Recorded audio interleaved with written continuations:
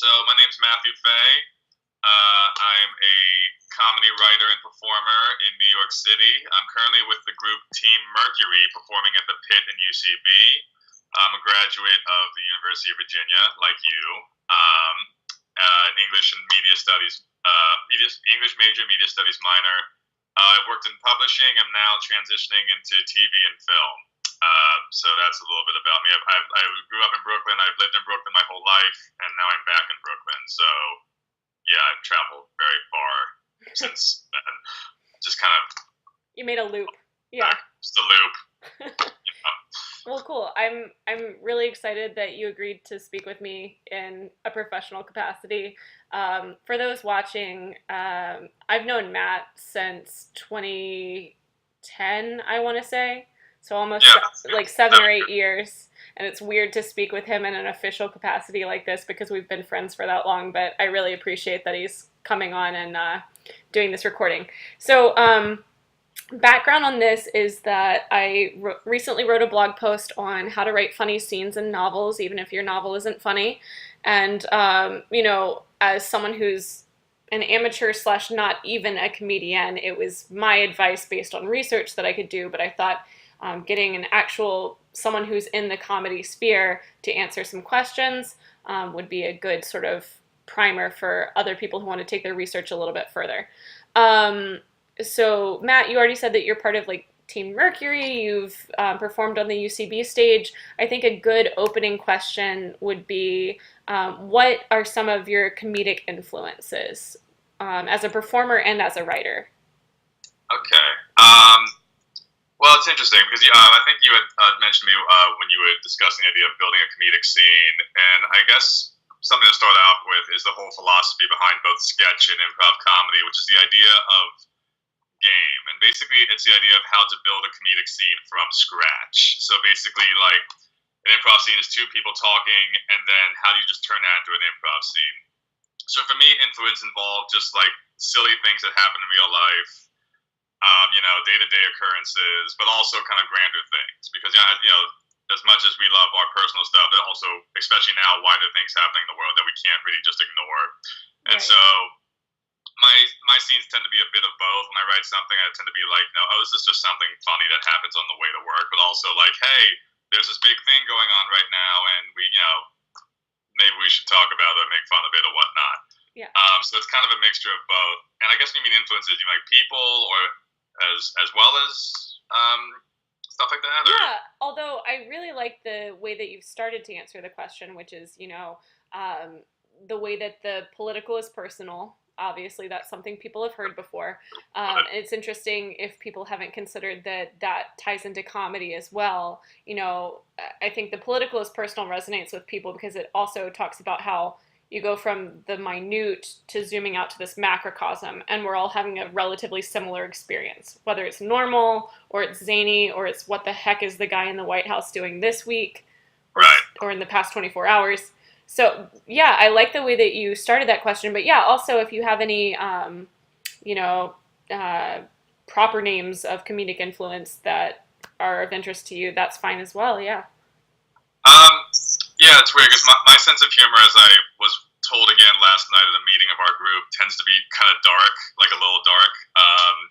And just because I think I have a cynical side toward me. Mm-hmm. But so people I like are people like Mark Maron, um, let's see, Tig Notaro, people who kind of take misery and turn it into humor, and they're very good at doing it. Like Tig Notaro had a famous routine where she just went on stage, told people she had just been diagnosed with cancer, and then Mm-hmm. proceeded to make fun of it for 10 minutes. And people deem it one of the best routines ever done. And it's because it's all about misery. People say ad nauseum that comedy is tragedy plus time, but it's actually really true. It's Yeah. like, and it's interesting because there's this great book called The Storytelling Animal, which talks about like what is at the core of every story. And two things that are at the core of storytelling and comedy are misery. Like every single story, to small or large degree, is about misery because it's about conflict. Because stories that are like, I went to the store today and they said, hey, you want a free thing, and then I went home and I was happy for the rest of the day, is not a very interesting story. Yeah, where's the story? The best stories are the ones where it's like this happened, and then this happened, and then this happened, and these were all conflicts. The book even talks about how the earliest stories that kids tell are all about conflict. It's all about, like, princess got kidnapped by the dragon, and now he has to go get the dragon. So, like, if you listen to kids' stories, especially boys' stories, it's all about destruction and conflict and things like that, because they're just learning the storytelling ability, and storytelling is, again, all about misery. So, at least for me, I tend to kind of, I think, at times go a little overboard on the misery. But, like, yeah, I tend to have that more dark, cynical slant toward me. So I love people like Mark Maron, Tig Notaro. There's one comedian in particular who I only recently realized has been, I guess, an influence for a long time. Is a comedian named Christopher Titus, who not many people know about, but I would highly recommend he watch, because he turns a lifetime of miserable experiences into some of the funniest routines I've ever seen. He talks about how his mother was a bipolar schizophrenic who killed one of her husbands. She talks about his father, who was a raging alcoholic. He talks about people he's known who have committed suicide, all things that are not very funny, but he talks about them with such heart and humor that he makes them funny. His entire second show is called Love is Evil, and it's about his divorce. And there are times where you're like, oh my God, that's horrible. And then you're laughing 2 seconds later, because he knows exactly how to juxtapose misery and comedy in a way that is both kind of alleviating and cathartic, as well as really, really funny. So I'd say I tend to love comedians who really embrace, if not the total misery of life, just the awkwardness and the challenges of life. Like Mike Birbiglia is not a depressing comedian. I love Mike Birbiglia. I adore Mike Birbiglia. He's not a depressing comedian, but his humor is all still about misery. It's about how when I was 16 years old, I found out that my girlfriend had a boyfriend. It's all about, so it's not depressing material, but it's still a form of misery. And people, to me, who can do that and make it funny are some of my favorite people to watch, I guess. And you mentioned earlier that the difference between comedy and tragedy is time, and that's obviously a temporal distance. I've also heard people say, in the more immediate sense, the difference between comedy and tragedy is your closeness to it. If it's happening to you, it's not at all funny. But, if you're watching the Three Stooges do a slapstick routine, it's hilarious. Yeah, exactly. And I almost wonder if on the page, there's the narrative distance of it's happening to these characters, but the narrator can provide some humor to it because it's not happening to them and it's not happening to the reader. Right. Perhaps so. Distance, in other words, in this formula, is what makes comedy. Yeah, I agree with that too, and I think that's part of the reason why, for example, stand-up comedy can be so cathartic. It's because maybe it's an experience that you've had that's similar, but it's someone talking about their misery, and it distances you from your own misery for a little while, I think, is also part of it. So yeah, I definitely agree that it's both a time and distance thing. But it's also a limited amount of distance, because if they're talking about something you completely don't relate to, then it's kind of like, I mean, that's funny, but I don't really get, I'm not establishing that much of a connection with it. But no, I definitely agree that, there's a distancing factor to it. The reason why we love to go watch TV shows like It's Always Sunny, where terrible people do terrible things, but make it really funny, is that it's like, well, I had a crappy day, but at least I'm not Charlie jumping out of the back of a van and vomiting on people. Sure. So yeah, there's a certain distancing factor to it. But so I think comedy can have both a distancing and a attracting capacity to it, because it can both be distancing, but because of what they're talking about, it can also reel you in a bit. So it's an interesting interplay between that contrast, distance and closeness. Yeah, that's so interesting to think about. Yeah, and I think some of the most honest comedy, there's a yearning to it that creates that contrast, the distance and the closeness. You've talked a bit about stand-up influences and when you're performing. Do you find that there are different things that you find funny on the stage or on the screen versus if you're reading a book that has humorous elements to it? Yeah, actually, I do. Interesting. One of my favorite comedy writers is George Saunders, who I'm just rereading Civil War: Land in Bad Decline, and something he's great at doing is narrating in such a way that just the narration itself, as well as the telling of the story, is funny. He did this story called I just read called um, Isabel, I think is what it's called, and it's about a young woman. Well, it's about like four different things, but he manages to tie it together into one story. And he just talks about this neighborhood the character lives in that's really terrible, and just the narration itself is hilarious because it's like, and then it turned into spring, and the park was shining, and the sun was shining, and there were butterflies, and then it turned into summer, and race riots broke out. And you're just like, what? It's just like, and so it's just, and he has an amazing way of doing that, of just narrating a story in such a way that it's really funny, but it also tells the story. He's not just going out of left field to tell something. There's another story where it's called Civil War Land in Bad Decline, and they're trying to hire somebody to get the teenagers out of the park, but the guy they hire is way too into his job. So one time he's way too into like hunting down these teenagers. So one day the main character comes back to his desk, and he's like, I came back to my desk and I saw a severed human hand on my desk. Next to it was a note that said, I need more ammo. And it's just like, and so, yeah, that something like that, you could do that on the stage, but it would be harder because he would have to walk in, see the severed human hand, and he'd have to pick up the note and go, I need more ammo, which you could do. Right. But to me, kind of the beauty of it is just reading that and watching the narrator's thought process as he takes in the fact that the security guy they just killed a teenager and threw his hand on the desk and says, I need more ammo if I'm going to keep doing this. And he's just like, what?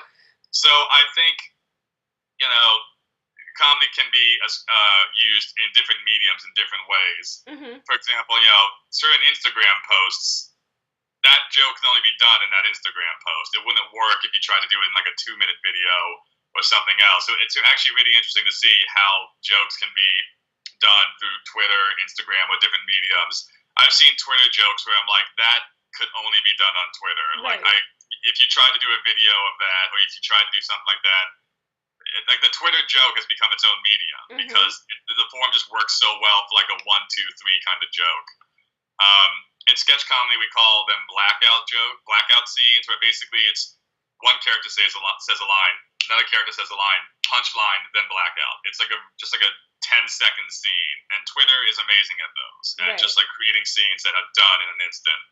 So I definitely think if you're reading a story, the best people, the funniest writers know how to use the medium itself to comedic effects, whether it be George Saunders or Kurt Vonnegut or people like that. They know exactly how the medium works, and they therefore know how to use comedy within the strengths of the medium, I suppose. That's great. And actually, you mentioned Tig Notaro earlier. She wrote a memoir about her experience during that set and realizing that she had breast cancer around the same time. And it's interesting because I've seen some of her stand-up and loved it, and then also read that book, and she is savvy. She gets the sense of, okay, this is a different medium, just like you were talking about. What's going to work on stage is not going to work in the written word.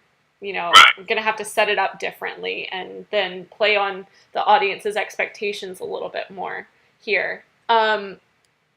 When you're creating a joke, whether on the page or on the stage, do you find that your first instinct, or after you've workshopped the joke a bit, is funnier?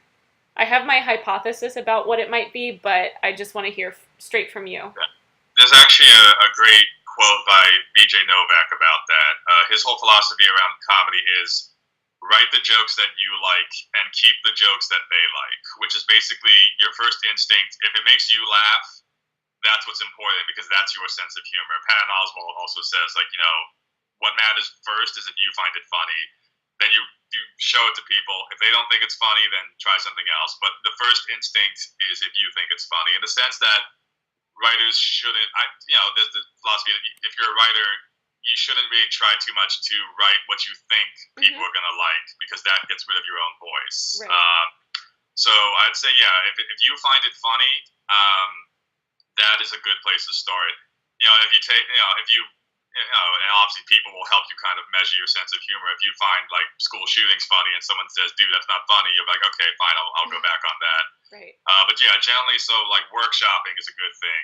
And for stand-up comedians, workshopping is just going to an open mic, and if people laugh at it, then you hold on to it. And if after about 10 tries of this joke they don't laugh at it, you're like, well, maybe it's not as funny as I thought it was. But yeah, generally a good place to start is like just remembering what makes you laugh. I think a good place to start is like, what's the last thing that really made you laugh, and why did you find it funny? For me, that would be, I have a collection of Onion articles right here. And one of them is an opinion piece, and it kind of plays to my messed up sense of humor. It's just an opinion piece called, "In retrospect, we probably resorted to cannibalism a little early." And that made me laugh my ass off for about 3 minutes straight. Because the whole opinion piece is, well, we were stuck in the elevator for about an hour, and now that I think about it, we probably could have held on for like another hour. And then it's just like, it's so dark, and so, but I was in tears reading it. We weren't actually that hungry. It was like, I could go for a snack. Exactly. So yeah, just like the most important thing just starting off is, do you think it's funny? And I'd say more often than not, other people will find it funny too. Unless, again, if you have like a really deranged sense of humor, most of the time other people will find it funny as well. So yeah, I'd say if you kind of go, that's a good place to start. Like if you think of it and you just kind of chuckle, it's a good place to start. Okay, so that writing advice crosses over of like your instinct of what interests you and what you want to write about. That crosses over to what your first instinct on what is funny, you should go with it, and then workshop it, hear what other people have to say, and if it's not gelling with them, try the material that is gelling with them. It's similar to actually one of my favorite comedy writers is Adam McKay, and he had this interesting comment on the similarity between horror and comedy, which is that the best of those genres is based on the instinct. If something, if it's making people laugh or it's scaring them, it's working. And the best place to start is what makes you laugh and what scares you. Right. So if your first instinct is like, ooh, that's a scary thought, or ooh, that's a funny thought, that's a good place to start. They're the most instinctual, emotional of genres because their success is based on whether or not you are having the reaction to them as well as if everyone else is having that reaction to them. So yeah, it's like, it feels weird to say, but it is very much an instinctual thing at times. Yeah. Just like if it makes you smile, even if it makes you smile, like kind of like a smirk about it, it's a good place to start. Okay, that makes sense. Yeah, they're like the two basest human instincts. That makes sense. And side note, I think the reason that we get along so well as friends is you love the wry, dark humor, and then I love zany things as well, and they're both very British styles of humor. They are, I yes. think that's how we've bonded, is our love of zany and very bizarre, dark things. Yeah. If you haven't watched Debbie talks about it a bit, our friend Debbie. Mitchell and Webb is a phenomenal British sketch group, and they do exactly that. They do kind of both dark and zany stuff. The medical drama. Yeah, exactly. Yeah. I'll link below so people know what we're talking about. They have another one called Everything is Fine, where it's just a bunch of newscasters reporting on increasingly situations. Like, well, the house fire is continuing. They only pulled 2 of the 3 children out, but everything's fine now. It's just like that kind of thing. Actually, that's a great question. So escalation, that's something that people often use for humor.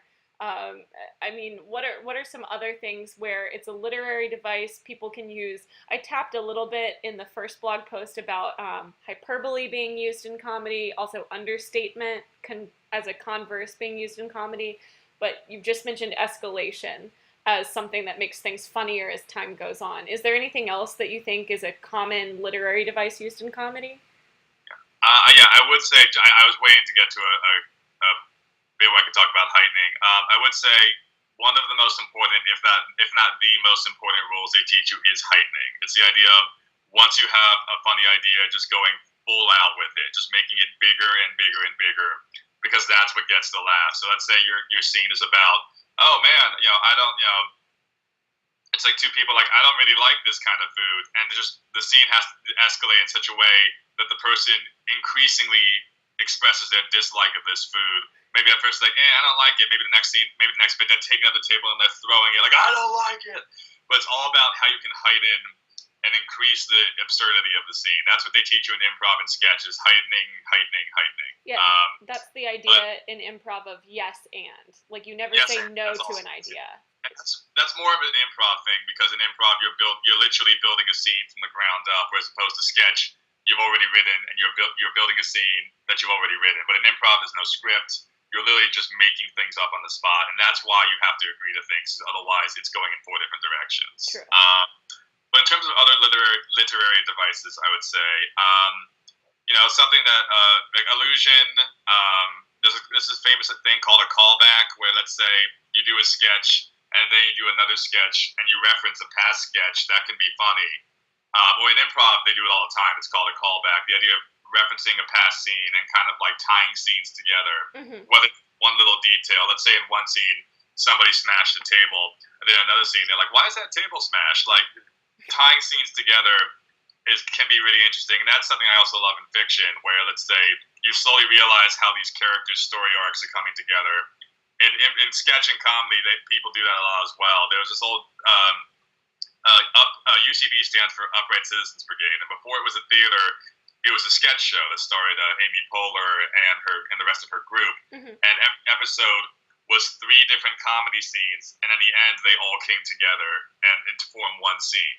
And so as all these characters' stories came together, it didn't always click terribly well. And sometimes the humor was the fact that they were forcing them together. Like one scene took place in the garage. I mean, I'm just making it up.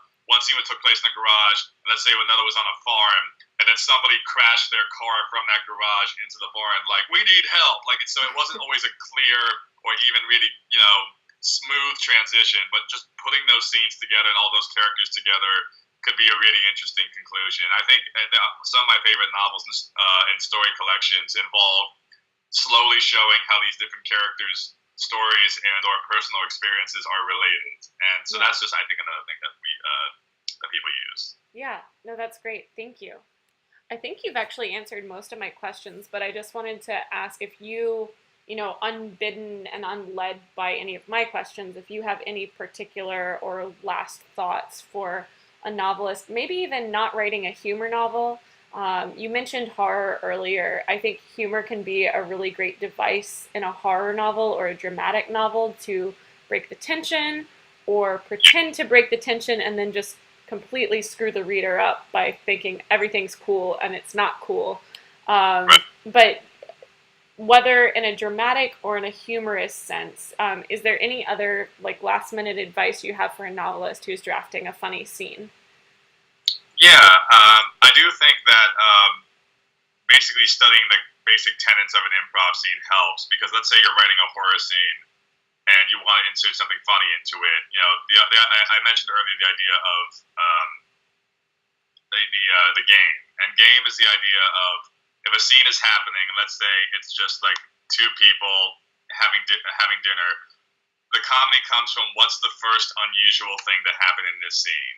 And so that's where comedy derives. And honestly, that could be where horror derives as well. Like, let's say you're writing a horror scene, and all of a sudden, somebody in the back room just kind of starts staring at you oddly. That could either be funny or terrifying. And so in a horror scene, let's say you're writing a scary scene, and then all of a sudden somebody just says something weird. So it's about what's the first unusual thing that would happen in the scene, and would it be scary or funny? And to make it funny is, I guess, based on your instinct. So let's say, having a conversation, it's like, I had a good time. I had a great day at work today. Oh, what'd you do? Oh, I did this. And then the next guy says, I kicked a dog today. And they're like, wait, what? Why'd you do that? And that's the first unusual thing to happen in a conversation. I don't know. That's not a great example, but deriving humor kind of stems from what's the first unusual thing that happened in the scene. So just I'd say maybe write out the scene the way you imagined it, and then imagine what is something weird that could happen, and then kind of hammering down that weird thing. That's at least what they teach you, is once you realize there's the first weird thing going on in this scene, then just kind of going full out with that weird thing is one place to start. That's how they do it in improv, and I think it could work in fiction as well. That makes sense to me as an editor, because pacing is crucial in a novel, and so you don't want to wait around in a chapter. What I always tell people is take an instinct from our friends who are screenwriters. You want to be the last into the scene and the first one out. So you want to start it, and so your advice is great as far as getting in there and the first unusual thing, turn it on its head. Do you well, obviously in an improv scene, you'd go with the first thing because time is of the essence. There's not really time to workshop it. But do you sort of brainstorm the funny things you can think of if you're writing a sketch and then pick the funniest? Yeah, definitely. A sketch, the beauty of sketches, you're not thrown into it. You can take your time with it, things like that. Yeah, I mean, some of the best sketches are just based on one like small funny idea. Mm-hmm. Trying to think of one we might have done recently.